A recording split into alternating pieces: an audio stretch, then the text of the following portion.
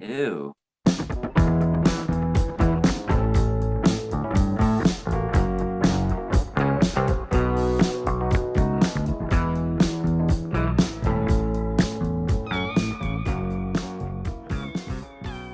Good morning, campers.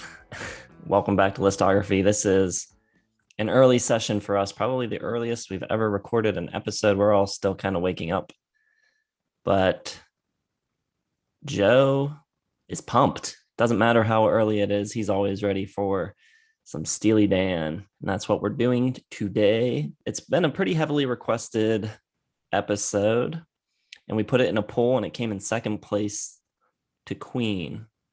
But it was so close. 1% separated them.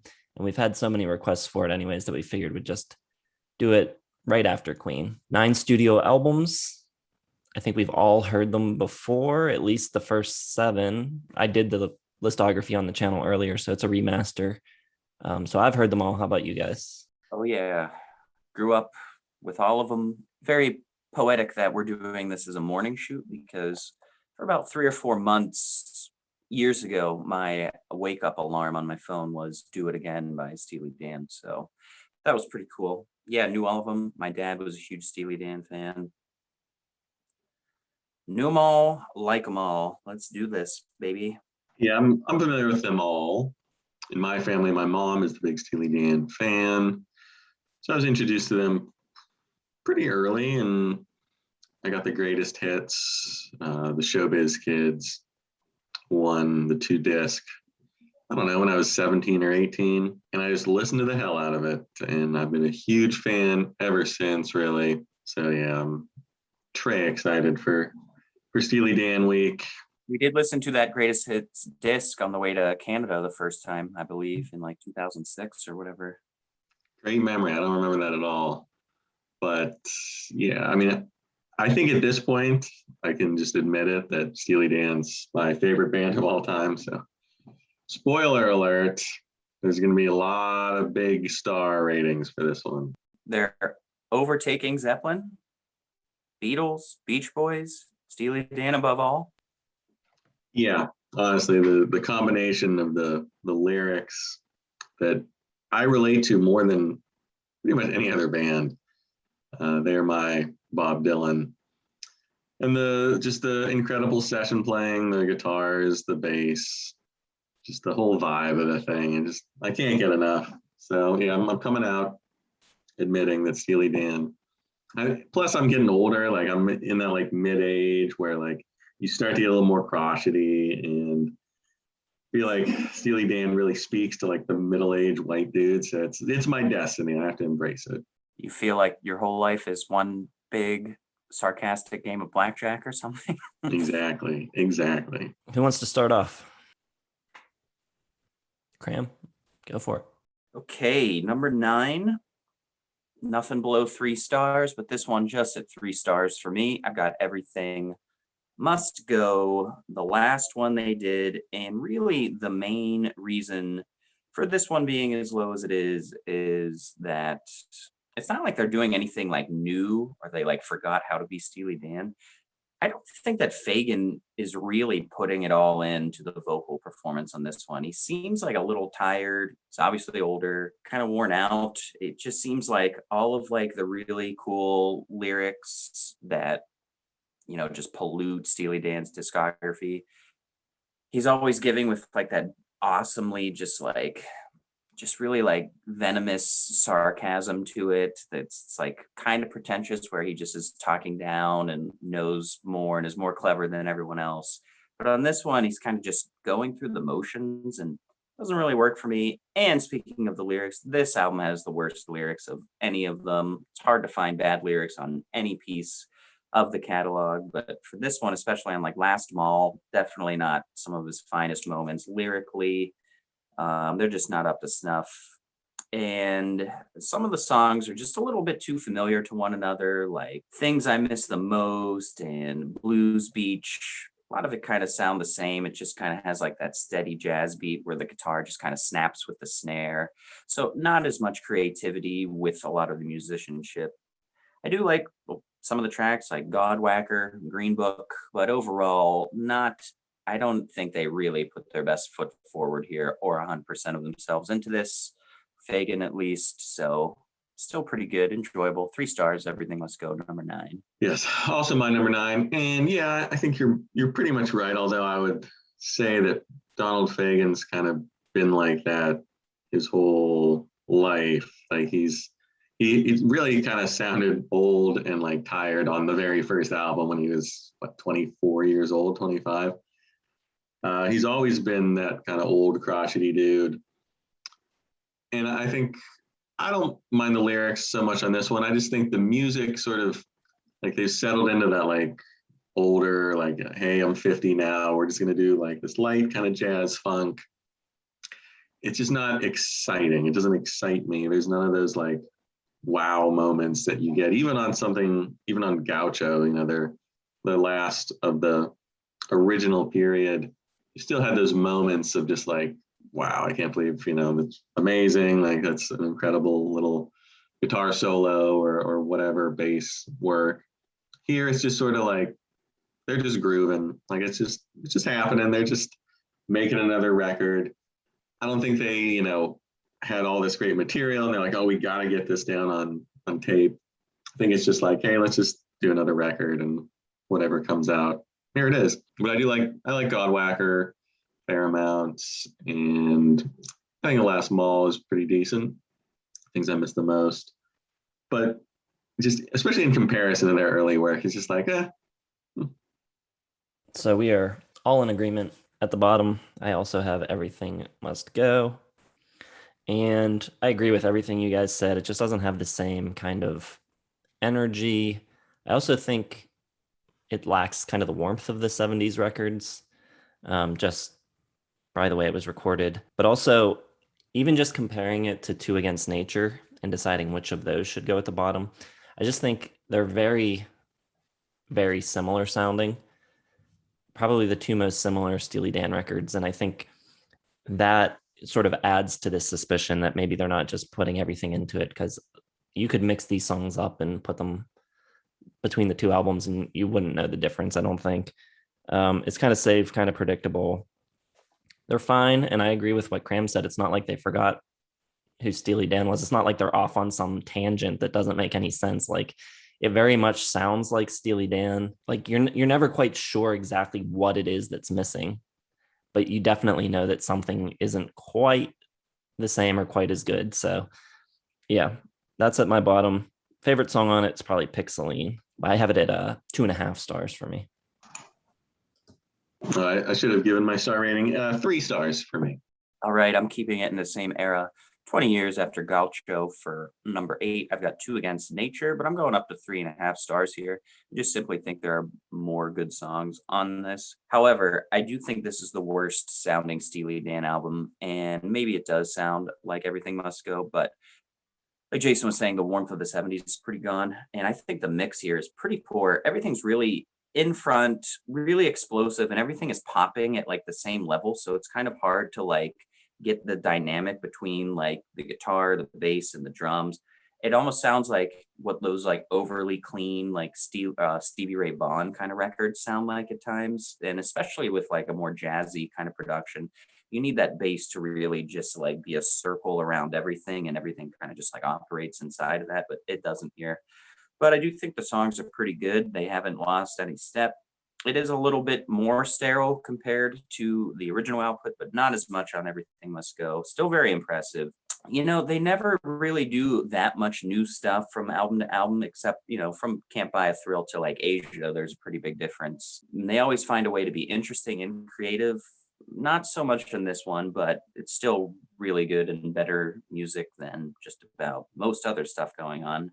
Two Against Nature is a really good song. I think the playing on West Hollywood is awesome and a really cool way to end the album. One thing here, though, is a lot of the songs are just a little bit long. Most of the songs on pretty much every album leading up to this, like hardly any of them go on longer than like 4 minutes or so. They're really nice, tight, compact little pieces of just like jazz. And that's probably because of the lyrics are just like these tight little comedic quips and like Las Vegas like folk songs almost. But this one is a little bit a little bit just kind of drags where you think it's going to be end and it doesn't. It's like a bad Spielberg movie where it goes on for 45 minutes past the plot wrapping up. But yeah, I still think there's good songs. Almost Gothic is cool as well. I'm going 3.5 stars. Number 8, Two Against Nature.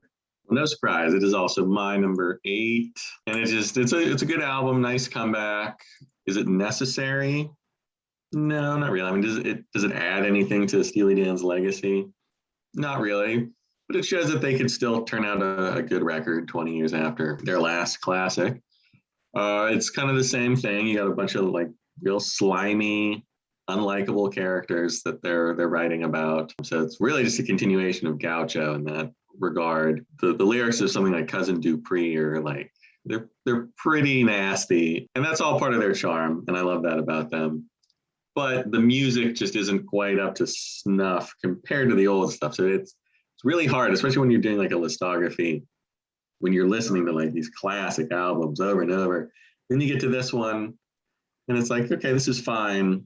In 2000, I liked it a lot. Comparatively, it just doesn't hold up. There's just a lack of those interesting moments. Again, it all kind of just flows too much like just yacht rock. It's just nice horns, nice guitar, okay bass. Like there's just nothing that really jumps out at you beyond the professionalism.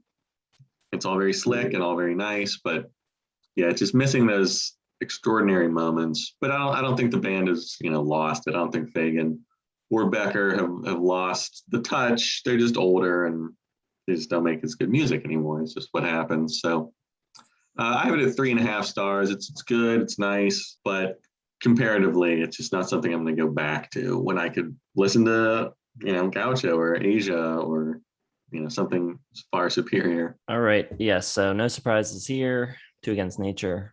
Also my number 8, 2.5 stars again for this one. Very similar to Everything Must Go. I agree with basically what you guys said, so I won't say too much on that front. The thing this record is known for is winning the Album of the Year Grammy, and I talk about this in my original listography video. It beat out Beck and Radiohead and the Marshall Mathers LP, and I think it's totally insane that happened, but I think it's interesting to look at it as like how their popularity has sort of like grown and declined and grown again through the years.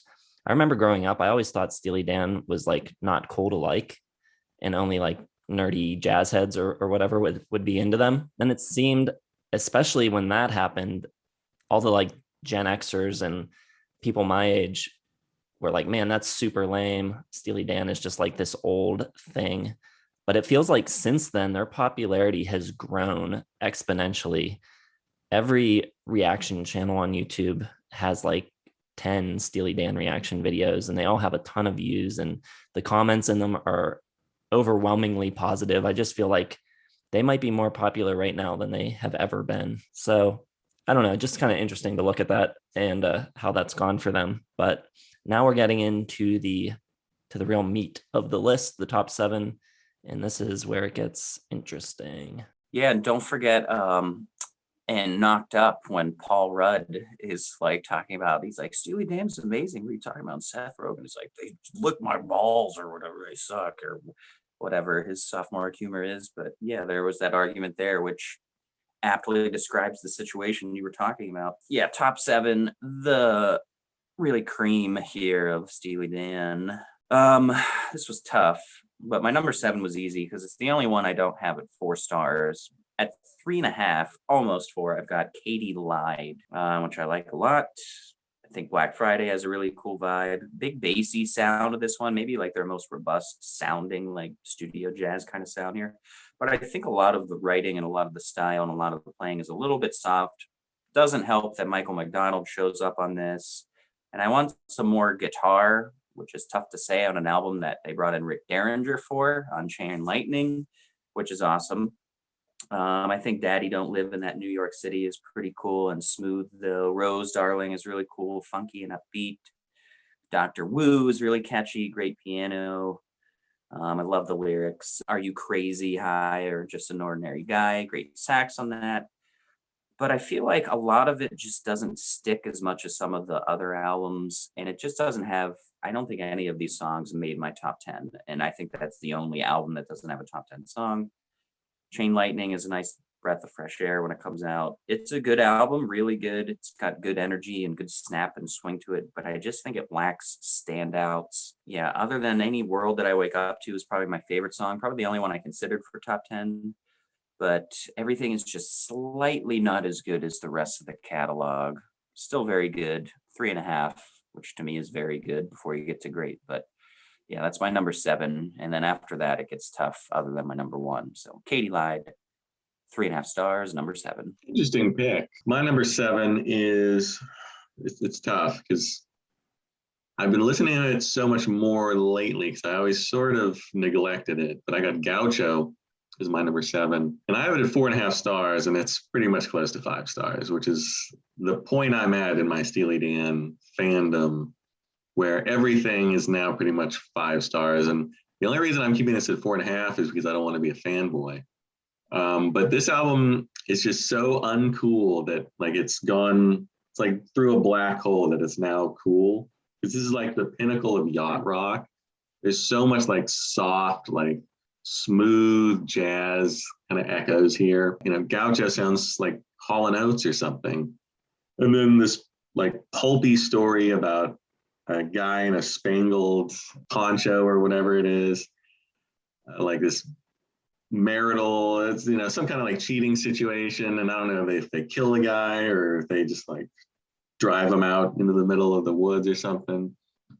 But these are the seedy, sordid characters that are just the standard Donald Fagen fodder. You know, the Babylon Sister is about a threesome, I think, gone bad.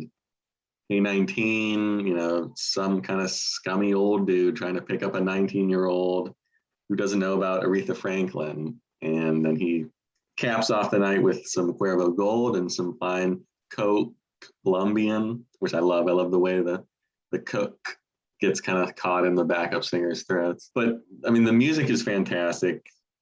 Every guitar solo, it's like engineered just to be like perfect sounding. They brought in Mark Knopfler and used like 40 seconds of like, I think they recorded him for like 4 hours. These like 40 seconds of his solo in Time Out of Mind, which has got to be the peppiest song about heroin ever. Like it makes me want to just start doing heroin. It just sounds so great. But you know, the horns are fantastic, the bass, the drums, and it's such a juxtaposition with the really sordid, nasty characters and the smooth jazz. It never gets too smooth. Like even in the smoothest moments, there's always like little elements that make it cool. A lot of backup singers. Fagen's voice never like great, but a lot of backup singers help out on this one. And it's, I don't know, like I don't know why I would knock it down even half a star because it's pretty much perfect. Time Out of Mind. Third World Man is great, kind of a leftover from Royal Scam, but it's at the bottom, so of the classic period. And for some reason, I always kind of dismissed it before because I thought it was like a little too cold sounding, just a little icy. But I've been really into it lately, so I don't know. It's at the bottom, but I don't know. Check back in 3 years, it might be it might be somewhere else. Just put it at 5 stars. Like, what is this arbitrary grading on a curve nonsense you're talking about? Well, I had it at 4.5 coming in. It didn't make my top 5. It was the first Steely Dan not to make my top 5 when we're doing albums of the year. So I didn't want to mess around with it too much. It's 4.5. It's 4.5. Great album. Fantastic. Underrated. I feel like with Steely Dan in the first 7 records, the initial run of the band, almost no matter what you put at number 7 is bound to be controversial. My number 7 is The Royal Scam.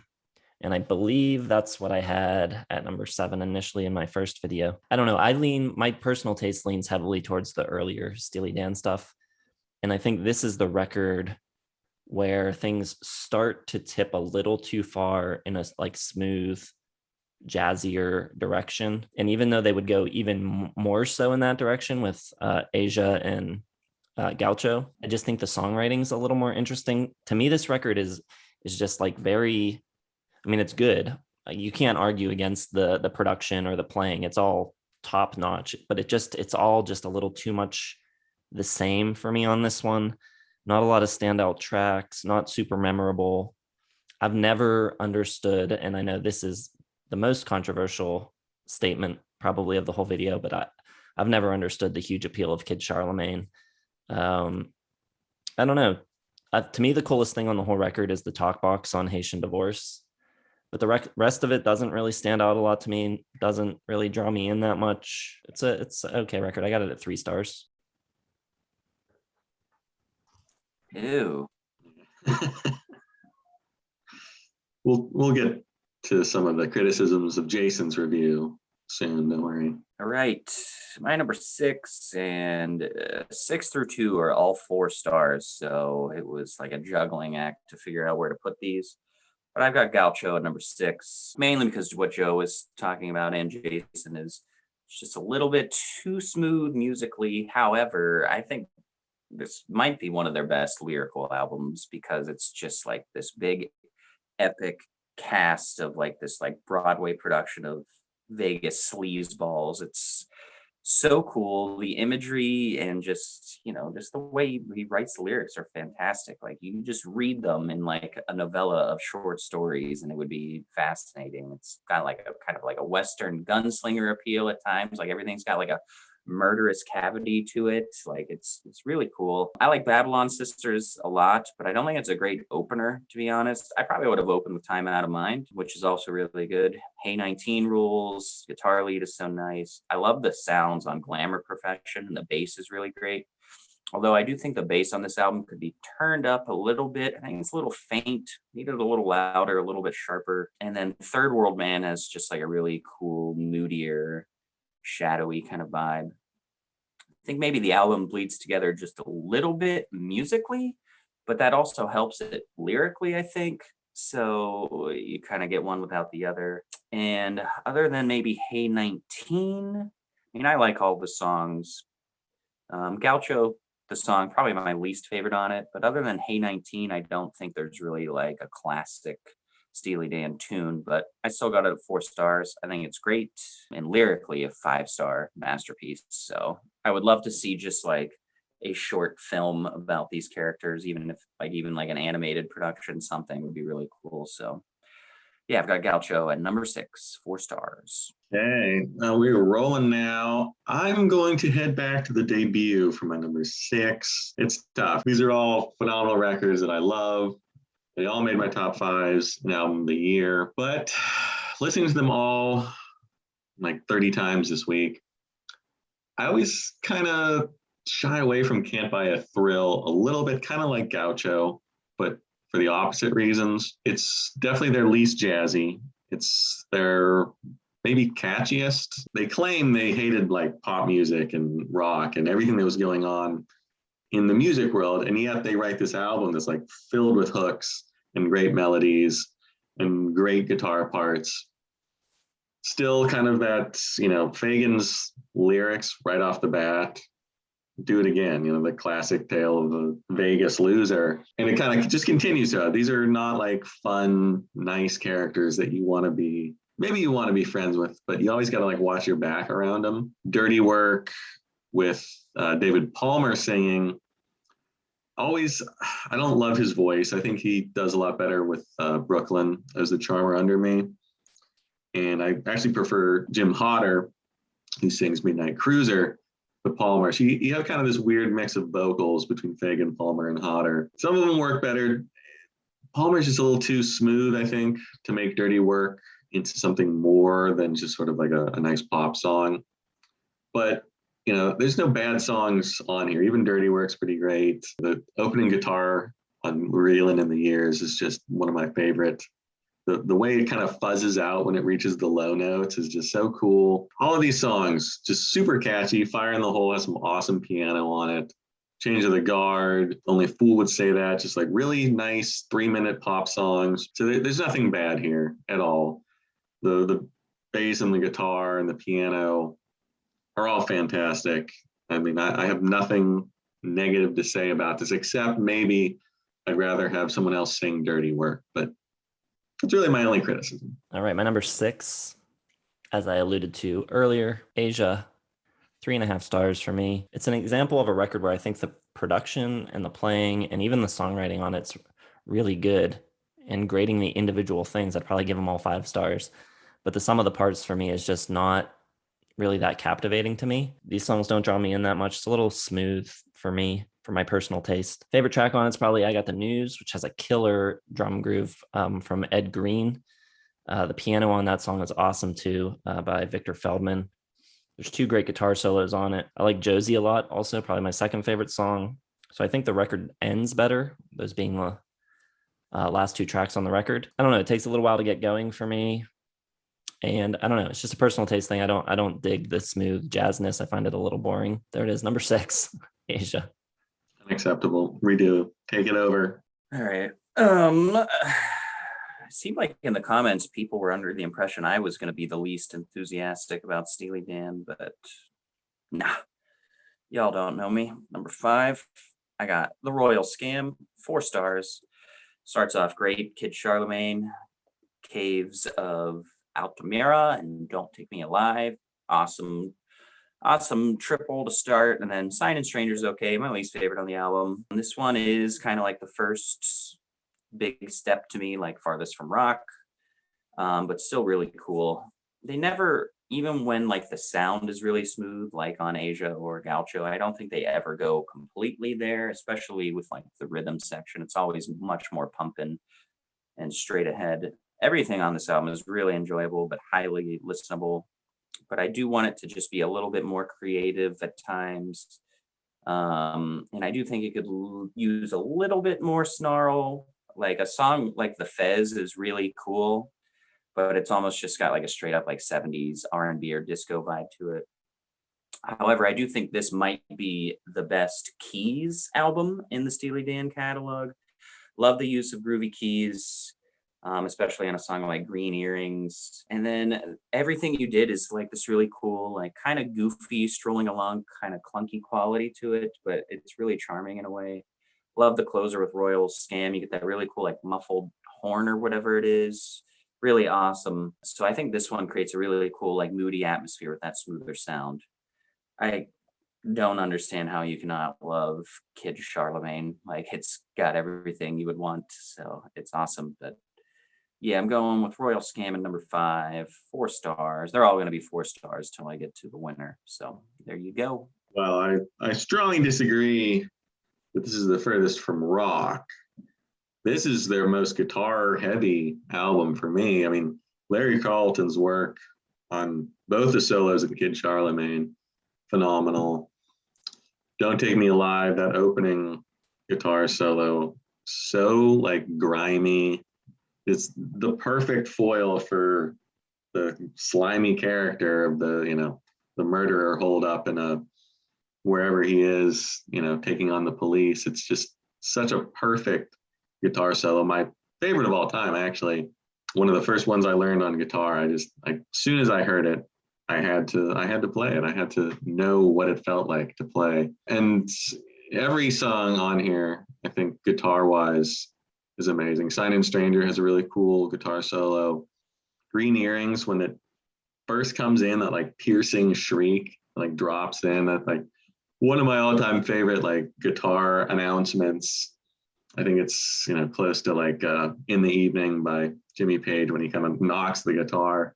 Like that piercing kind of shriek that comes in is amazing. The talk box on Haitian Divorce, very cool throughout the whole song. There's a great guitar showcase on that. And Everything You Did in the Royal Scam, like every song on here is just married to that awesome guitar sound. I think why I don't have it, I mean, it's 5 stars for me, obviously, but down at number 4, it's very cold. Like I think this is their coldest, like least personal album that they made yet. And maybe even more so than Asia. It just feels like just icy, like it's freezing cold. All the characters on here, even though they're kind of the same like scum and villainy that they've been singing about for a while, it feels like they're not even like trying to like humanize or get into their heads at all. It's just sort of like very like pushed out. So there's something about it, like even though instrumentally, this might be my favorite album of them all. I think Chuck Rainey's bass is amazing throughout, especially in Kid Charlemagne. There's just something about it, like I can't quite put my finger on, that makes me put it down at number 4, even though I love all of these songs and will feature prominently in my top 10 songs. There's just something about, I think, the album and maybe the way it's sequenced that doesn't quite grab me as much as my top 3. All right, my number, what are we on? My number 5 is Gaucho, 3.5 stars, over 42 musicians on this thing. Kind of the epitome of the perfection they were striving for throughout their career. A little bit ridiculous, the time they put into it and the number of musicians they used and all of that. But I think I end up liking it more than Asia. I feel like the mix is a lot brighter. I think there's a little bit more energy to things. The female backing vocals add a lot on this record. The hi-hat especially is mixed a lot louder and a lot brighter, which I think kind of pushes things along. So yeah, I like that. Like I said, the backing vocals, especially on Babylon Sisters and Glamour Profession, are great. There's some great sax on the title track. The electric piano on the whole album, the sound of the electric piano throughout is fantastic. The guitar solo on Third World Man, the closing track, is really great. It has a little bit of that rock and roll kind of crunch to it that it has on the early Dan records, which is nice to hear coming back into the sound a little. This one's close to 4 stars for me. It's got a little extra something that I think the previous 2 records were lacking, but not quite getting to 4 stars for me. I know I sound like I'm being like super negative, but I still like these records. 3.5 stars isn't bad. Oh, it's a 4-star record, my friend. Sorely mistaken. All right, this is where it gets really tough. Number 4. I guess I'm going with Countdown to Ecstasy. 4 stars. Still got that rock and roll style carried over from Can't Buy a Thrill, but not as much. I think Bodhisattva is a great opener. Love the themes of like hustling and gambling here and spirituality versus materialism, that sort of like battle going on thematically. It's got like this really cool upper class plastic Vegas gangster feel, excess and coke and high living. And I think like the lyrics here compared to Can't Buy a Thrill are maybe a little bit like wittier and a little bit more intellectual, which is pretty cool. I think they kind of walked that line perfectly without being too highbrow. They're being highbrow, talking about like lowbrow life, but just kind of like cutting it right in half so everyone can kind of get it and enjoy it. Really good guitar work on here. Gorgeous guitar on Razor Boy. Great solo on Boston Rag. Showbiz Kids is a really cool song. My Old School has several minutes of just ridiculously awesome guitar work on it. I love it. And it's got that like rah, rah, rah high school kind of feel to it. King of the World has some crazy good playing. I don't know how to argue that it's not in the top 3 now that I say this all out loud. I think that I just maybe, I don't know. I think maybe it's not, doesn't have the hooks that maybe like Asia does. It doesn't have the rock style that Can't Buy a Thrill does. I don't know, but I got it at number 4. It's still really airtight and enjoyable. 4 stars. And all of these 4 stars for the next few albums are very close to 4.5. Countdown to Ecstasy, number 4. Right.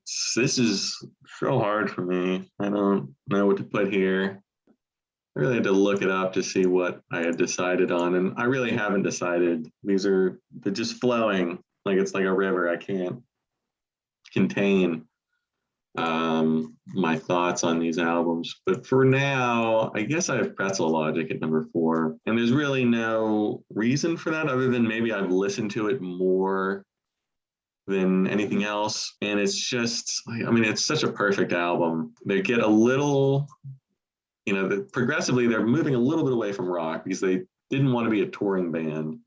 So they're kind of shedding some of their rockness, adding a little more jazz, just a little bit, like a touch on each of these albums. A little more smoothness, you can tell right from the beginning on Ricky Don't Lose That Number, which is maybe like their most soft rock, adult contemporary kind of number. But it's just, I mean, even that is just a perfect little pop song. And the guitar solo is so smooth and melodic. It's just, love the way that weaves through the song. And everything else, I mean, there's no bad tracks on this here. Probably the least favorite for me is East St. Louis Toodaloo, just because it kind of feels like a flex. It's like, hey, we're going to do an entire jazz song. Right in the middle, I think it would have worked better on like a actual record where you flipped it over, because it ends this first side, but it kind of feels odd where it's placed after Berrytown and all these kind of like really great, short, smooth rock songs. And then the second half, other than Pretzel Logic, it's like a bunch of little vignettes. Parker's Band, Through with Buzz, which is only a minute and a half. With the Guns, like this little short 2-minute like film noir.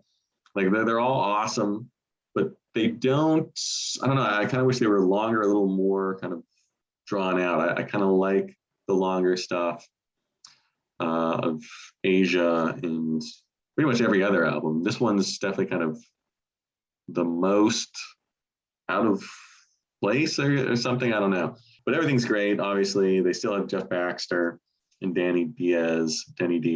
And every guitar solo, the work on Pretzel Logic at the end is phenomenal. Some of Fagen's best lyrics on that as well. And Charlie Freak, real kind of cool sounding. So there's a lot of different stylistic elements on here. Tons of great pop songs, tons of great rock songs. It's just, I don't know, I had to put something at number 4, so I'm going with this one. All right, my number 4, and now getting to 4 stars, is Pretzel Logic. This is where, even though technically you have the 5-person quintet lineup still listed on the record, this is where Fagen and Becker really kind of just take over. Jim Hodder, I think he sings backing vocals on one track, and they bring in session drummers for the rest of the record. I think the sound on this is a little more seamless. Like, it doesn't seem like they're pulling from different influences. It just seems like it's all kind of boiled down into one sound now at this point, which is cool. But I think it starts to lose a little of the unique like flavors or variety that the early records have. But I think it's really good. Ricky Don't Lose That Number is fantastic. I love Berrytown.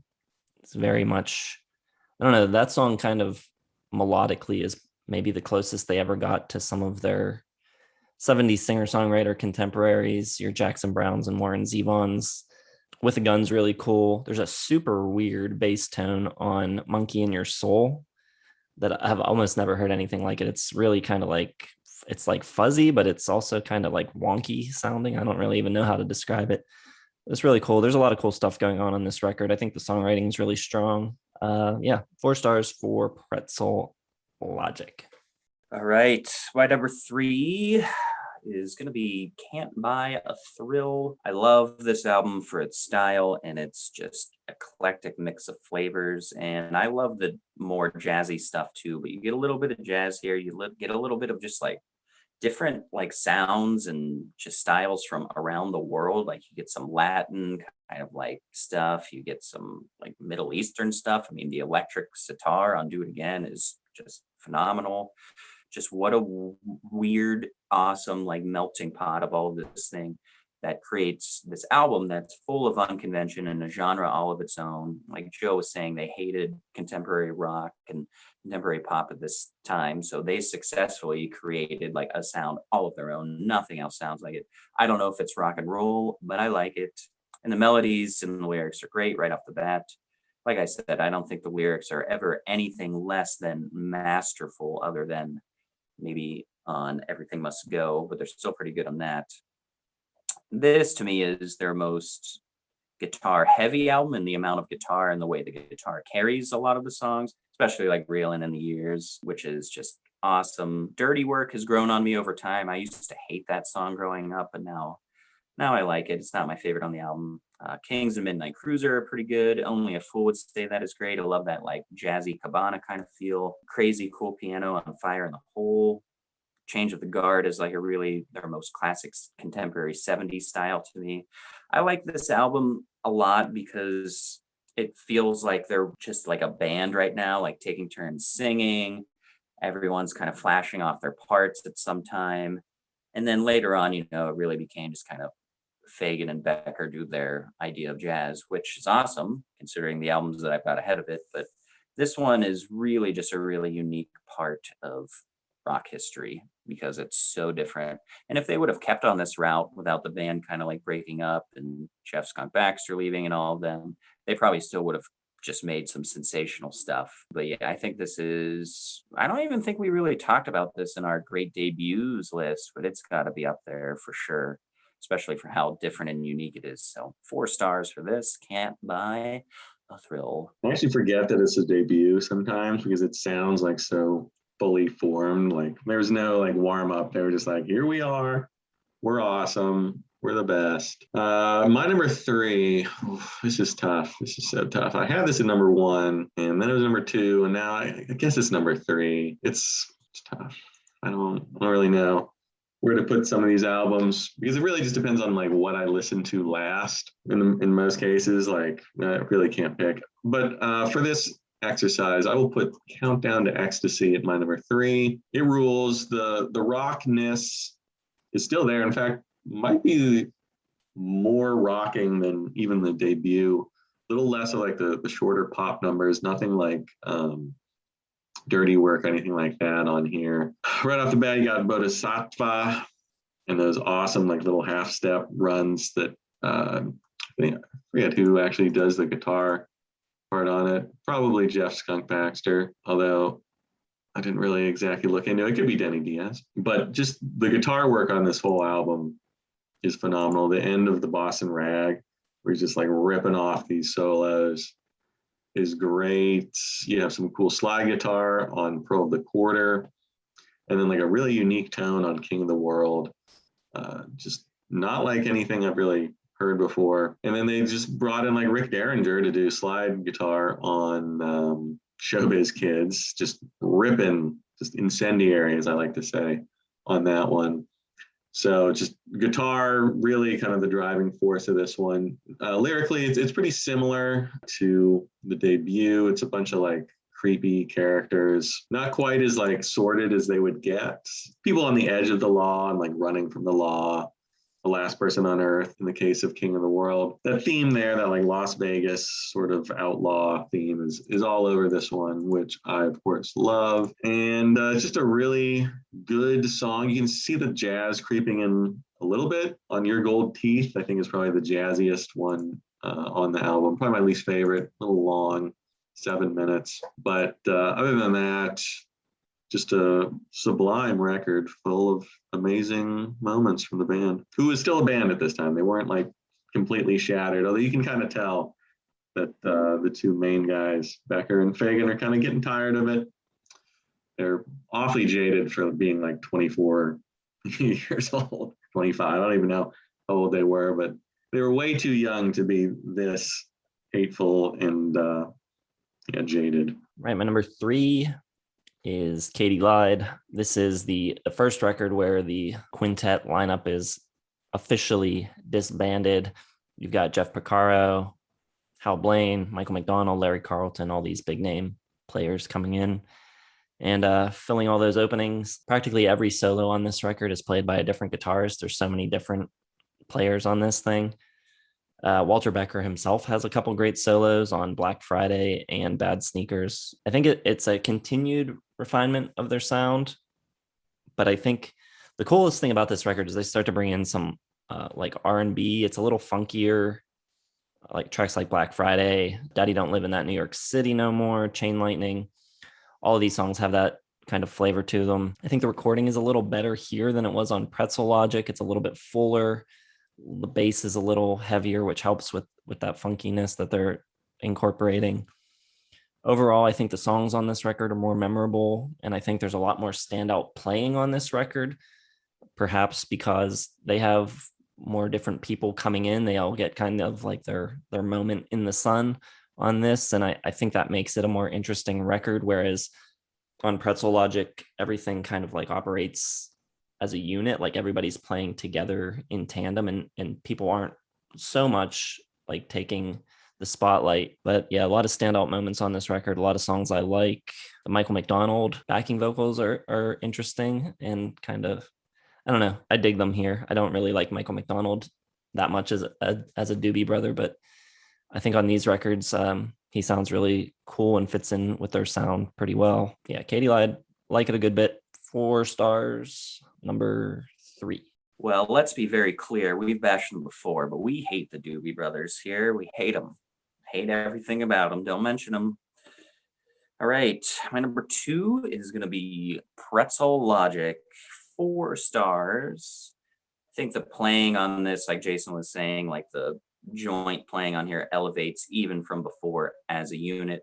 I think this is more of a jazzy album than the 2 previous, but not as much as they'll get. So it's a nice bridge for that sort of style. At least in its composition, there aren't quite as many radio-friendly elements, especially on the second half of the album, like Joe was talking about, how it kind of works as suites and vignettes and little exercises.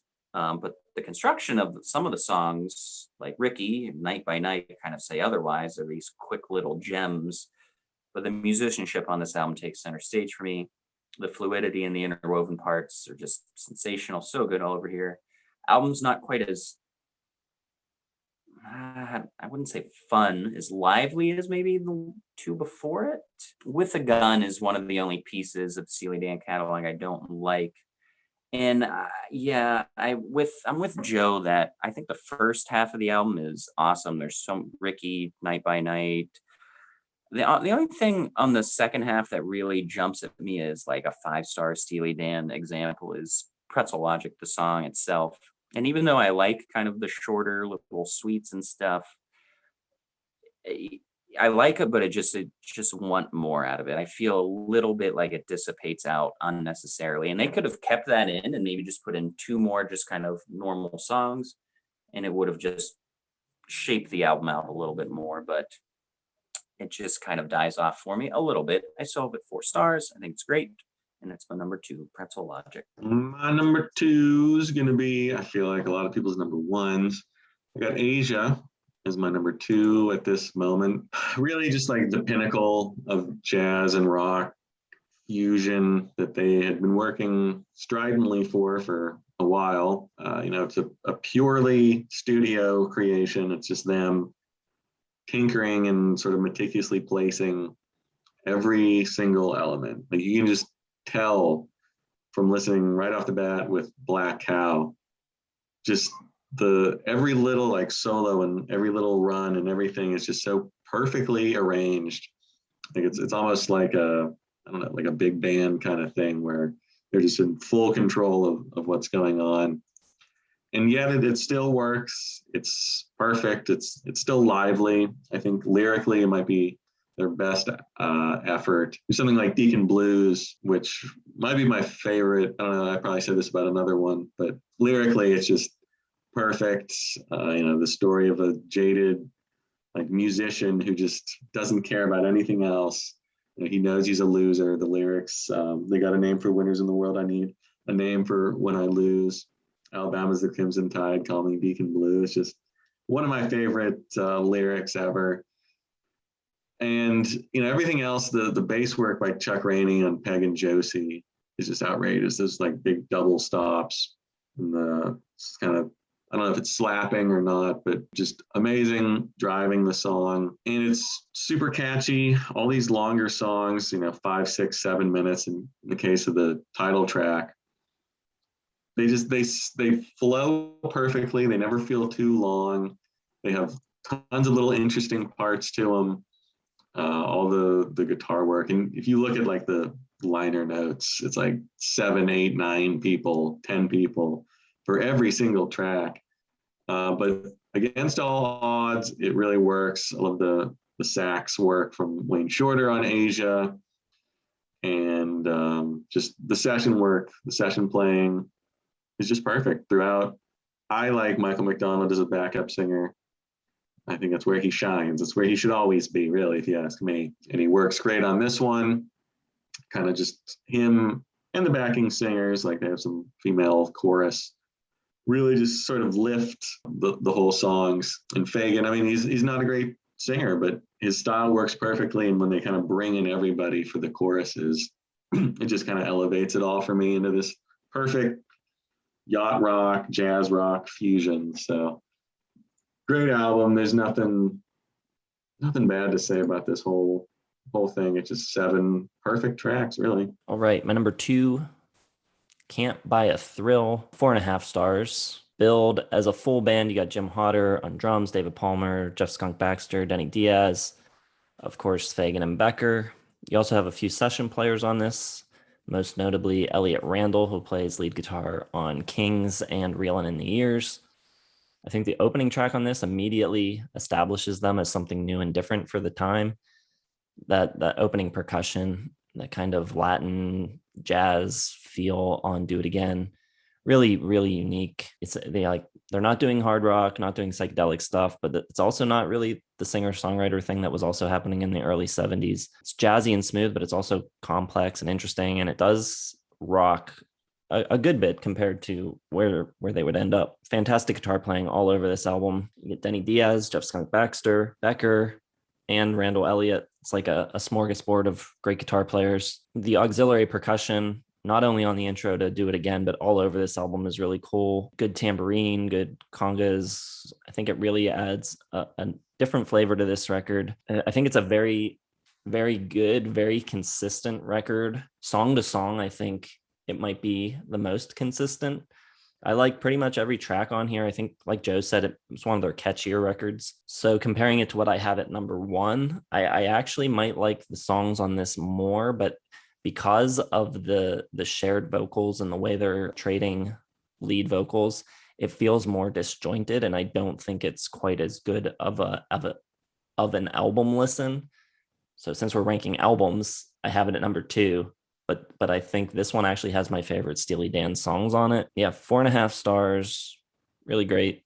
Can't Buy a Thrill. All right. My number 1 is going to be Asia, and I've got it at 5 stars. This is a perfect album to me. I love that it's just kind of like so ambivalent and cynical, and all the grooves and melodies are just perfect here. I think this is like their best melodic work, their catchiest stuff. These are the songs that get stuck in my head the most. And Joe was talking about how like meticulous it is in the studio, but it doesn't feel that way. It feels like everything is being played off of feel and just like sailing along, and everything's like perfectly placed, but just with a lot of natural feel, which is bizarre considering there's a small town's worth of musicians on here. It's crazy. Fagen just seems so carefree with the lyrics, and it has like these serious, like San Francisco Bay kind of whimsical vibes. I almost think it's kind of like their stoner album. I mean, I'm going to call it their stoner album because it's so like just wavy and everything. He mentions, getting high right off the bat on Black Cow. But yeah, the pop jazz rock collaboration at its finest. Everything is just so catchy. It's seemingly like familiar because it's so catchy, but it also doesn't really sound like much else. The recording itself is just tremendous. With its length and entertaining lyrics, it's just one of the easiest albums to listen to. It's just like 40 minutes. Lyrics are entertaining. It's very cinematic and visual. Sounds great. It's catchy. It's hooky. You can sing along after hearing it once. Like, learn to work the saxophone. So great. The playing as like an ensemble stands out, but it's like more subtle and understated than just like the showy like guitar runs on like Reelin' of the Years or Bodhisattva, especially like on I Got the News. The musicianship's great. Josie is a great song to close it out. Closing it out with just like a really big like pop kind of hit is really cool. I love it. I believe I did nominate it the year it came out, did not win, but I really thought it was going to be like just between like 5 albums for my winner. But the more I listened to this one, I was just like, man, start to finish, there's not a bad moment on here. 5 stars, Asia. It is a fantastic adult dinner party album. It might be the best, actually. It's just perfect. Perfect for those, you want to kind of show off a little bit, throw on some Steely Dan, make a nice meal. No, Number of the Beast for a dinner party, for sure. Yes, great choice. My number 1, and I don't really have a reason why this is number 1 right now. I didn't expect it to be number 1, but clearly there's only one left, and it's Katy Lied. And I think there's just something about this one, even though it's purely like a studio-driven creation, and there's like, I think Jason mentioned, there's like 6 guitarists, all with like one solo, like Denny Diaz, Rick Derringer, Dean Parks. Elliot Randall, and Larry Carlton all have solos on it. Brought in Jeff Porcaro and Hal Blaine, Wilton Felder and Chuck Rainey on bass, a bunch of sax people, a bunch of horns. Michael McDonald starts showing up on the background vocals. But there's something like personal, I think, more than any other album, to the lyrics and to the feel. Even though, Donald Fagen doesn't really write about himself ever. It's always characters. But something like Dr. Wu, I think, is like the closest they ever got to, like, it might be about drugs, but it also might be about a woman. And it's just, it feels realer and more personal to him, to me. And I get that again on like Any World That I'm Welcome To, Bad Sneakers.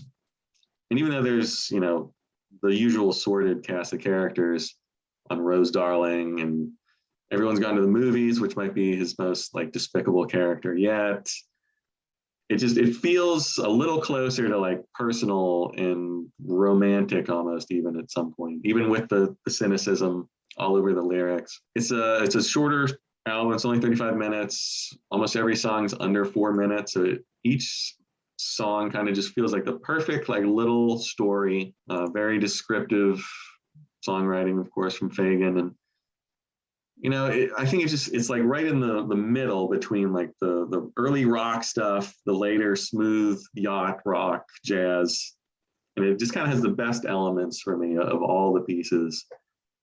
And tomorrow it could be a different album. I could have Asia or Pretzel Logic at number one, but this week kind of just kept rising to the top. And I don't know, there's something a little warmer about it that I kind of latched onto, especially amidst all of like the cold, icy cynicism of the rest of their albums. So I don't know, just something about Katy Lied this week that really got to me. So I'm putting it at number one. Obviously it's 5 stars. It made my 1975 list, maybe my favorite year ever. And I think that was a little surprising to some people, but I love it. I think it's just beautiful with all the good elements of Steely Dan, the rock and the jazz and the cynicism and everything else, but something a little extra about it. So it's my number one Steely Dan for this week. So we got 3 different number ones, and we got 5 different albums in our top 2s. That is a lot of variety for a band with not that many albums. I'm looking forward to averaging these out and seeing where they land. My number one is 4.5 stars for Countdown to Ecstasy. For me, this one just has the most like live rock band feel to it. A lot of energy on it. Opening with Bodhisattva is awesome, but even the slower tracks like the Boston Rag have a really live feel to them. It feels like they're playing in a room together, more so than like a big studio creation with a bunch of session guys coming in. The guitars on My Old Skull have that little extra grit on them. Just awesome playing. So after this, they basically turn into a recording project, which is fine, but I think there's just no replacement for the feel of this record. I think really consistent with the songwriting as well, but it comes down to the sound of it and the feel of it and the extra energy on it that makes it my favorite. Number one, Countdown. 5 different albums in the top 2 is a testament to just how consistent they were for that period of time. And then it's crazy that it was 1 year after, like 72 to 77, they had a new album every year. And there's a lot of progression really throughout all of them. The 70s, man, they were just something else. Like you'd never see that kind of change over that short. It's 6 years. It feels like it could be 20 years between the albums. It's weird with them. I feel like from album to album, they hardly change at all. But by the time you get to Asia and look back, you're like, whoa, how do we get here? That's exactly how I feel. Like I was struggling to make notes with like some of them back to back. I was like, all right, again, it's jazz rock fusion, just like the other one. But then, yeah, like you said, it's like, wow, Can't Buy a Thrill and Asia couldn't be more far apart. Like, holy hell. Final thoughts about Steely Dan? I guess we all know what Joe thinks. Yeah, they're my favorite band, so I can't really say much more than that. I love them, love every second of it, and the songs list is impossible. Yeah, top 100 artist for me, for sure. They didn't do as well in the 70s because the 70s are the 70s.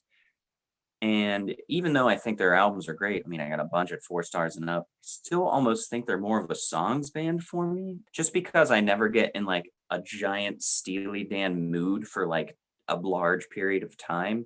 Like there are artists where like for a whole month I can just like listen to them because very, very particular to my mood. Not usually always in like a groovy jazz mood, but when I am and I throw on like an hour or two of a playlist, I'm just like, oh yeah, this is awesome. So yeah, they're nothing against their albums. I love their albums, but that's just kind of how I feel. I like Steely Dan a good bit. I think obviously the least of the three of us, but I think especially that first 7 albums, they're all at least, you know, pretty decent. And I don't think they would be in my top 100 artists of all time. Maybe close, but I think people assume that all of the discographies that I covered early in the channel are bands that I love, but the concept of the channel from the outset was to just cover everything. So with like Steely Dan and REM, they weren't favorite bands of mine, but just trying to just cover a lot of ground. So maybe people will be surprised that I don't have a 5-star record. I'm surprised. Heck with the audience. I'm shocked by the whole, you know, it's like a Steely Dan song. You really put the script on me here. I didn't think you would have a 5-star, but I didn't think you would have like some of those like at 3.5s. Like, but it's all good. So let us know what you think of Steely Dan down in the comments, how you rank the records, and what you think of our lists. Are you like Joe? Do you love Steely Dan? Did you come up at a time when Steely Dan was not looked upon so favorably and that has kind of stuck with you? Maybe in the 90s, they weren't seen as being super cool, but let us know how you feel about them. Hit the like button if you enjoyed the video. Subscribe to the channel if you haven't subscribed yet. Hit the bell for notifications.